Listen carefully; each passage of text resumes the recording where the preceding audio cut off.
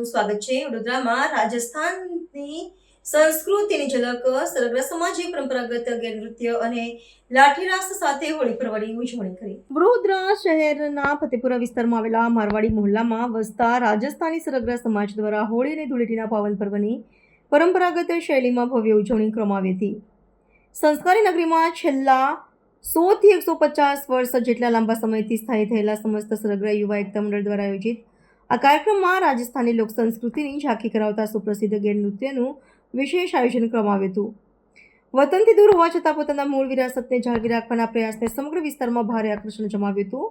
આ ઉત્સવ દરમિયાન હોલિકા દહન બાદ વિશેષ ધાર્મિક પૂજા અર્ચના કરવામાં આવી હતી। ત્યારબાદ સમાજના પુરુષોએ પરંપરાગત વેશભૂષા ધારણ કરી ઢોલ અને થાળીના તાલે હાથમાં લાકડીઓ લઈ જોશભેર લાઠીરાસ અને ગેરનૃત્યની રમઝટ બોલાવી હતી, જ્યારે મહિલાઓએ માંગલિક ગીતો ગાઈને વાતાવરણને ઉત્સવમય બનાવી દીધું હતું।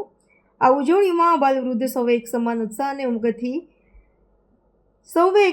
અને ઉમંગથી જોડાઈને એકતાના રંગમાં રંગાઈ ગયા હતા, જે રાજસ્થાની સંસ્કૃતિની આગવી ઓળખ સમાન દ્રશ્યો હતા।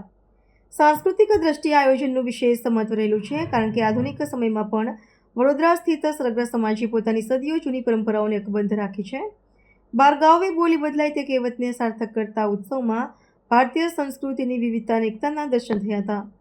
નવી પેઢીને પોતાના રીત રિવાજો અને મૂલ્યોથી અવગત કરાવવા તેમજ સમાજમાં સંગઠનની ભાવના કેળવવાના ઉદ્દેશ્ય સાથે યોજાયેલા કાર્યક્રમે શહેરમાં રાજસ્થાની સંસ્કૃતિની મહેક પ્રસરાવી હતી।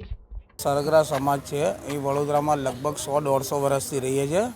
પહેલાં અમે ફતેપુરા રામરાજ હોટલ પાસે રહેતા હતા અને ત્યાં લગભગ 150 વર્ષથી આ ગરબાનું ઘેર જેવું આયોજન કરીએ છીએ ને જે લાકડીઓથી અમે ગરબા જેવું જે લાકડીઓમાં રાસ રમે છે એ રીતે અમે ગરબા આ જે ગરબામાં રમે છે એ રીતે અમે રમતા હતા રમીએ છીએ। અને 100-150 વર્ષથી પહેલાં તો રાજા પણ અહીંયા ઘેર જોવા આવતા હતા ફતેપુરામાં, એ પોતે પણ અહીંયા ઘેર જોવા આવતા હતા અને લગભગ 100-150 વર્ષથી અમે વસીએ છીએ અને અમે હર વર્ષે આ પૂનમના દિવસે હોળીને દહન કર્યા પછી આ આયોજન કરતા હોઈએ છીએ। રમેશ મોહનભાઈ સરગરા। મારે સરગરા સમાજ છે અને આ ગેરનો ઉત્સવ રાખેલ છે। રાજસ્થાની ગેર જે ગરબામાં જે દાંડિયા વડે ગરબા રમવામાં આવે છે એવી રીતે આ મોટી લાકડી દ્વારા ગેર રાસ રમવામાં આવે છે। એને રાજસ્થાની અમારો પરંપરા પ્રોગ્રામ કહે છે, ગેર ઉત્સવ કહે છે। કોના દ્વારા કરવામાં આવ્યો છે? આ સરગરા સમાજ યુવા એકતા દ્વારા કરવામાં આવ્યો છે। કેટલા વખતથી આયોજન કરવામાં આવે છે? કેટલા વખતથી અહીંયા વસવાટ કરો છો? અમે છેલ્લા 120 વર્ષથી અહીંયા વસાવાસ કરીએ છીએ અને અમારા જે વડીલો હતા એ બી આ તહેવારો કરતા હતા। અમે યુવા બી ભેગા થઈને આ તહેવારો કરીએ છીએ, છેલ્લા ખાસા વર્ષથી કરીએ છીએ। આ તહેવાર ખાસ કરીને કયા દિવસે મનાવવામાં આવે છે? આ હોળીના પૂનમના દિવસે જ, હોળી જ્યારે પ્રગટાવે છે તે દિવસે જ અમે આ ઉત્સવ કરીએ છીએ। રાજસ્થાનમાં ખૂબ ધામધૂમથી ઉજવાય છે? બહુ રાજસ્થાનમાં અમારે બહુ આ તહેવાર બહુ ધૂમધામથી ઉજવવામાં આવે છે। આજ રોજ કઈ જગ્યાએ ઉજવવામાં આવે છે? હાજી, આજ રોજ કઈ જગ્યાએ ઉજવવામાં આવે છે? આ આપણે ફતેપુરા કારેલી બાગ મારવાડી મોહલ્લા ખાતે કરવામાં આવ્યો છે। શું નામ છે આપનું? મારું નામ સરગરા જગદીશ અમૃતલાલ સરગરા।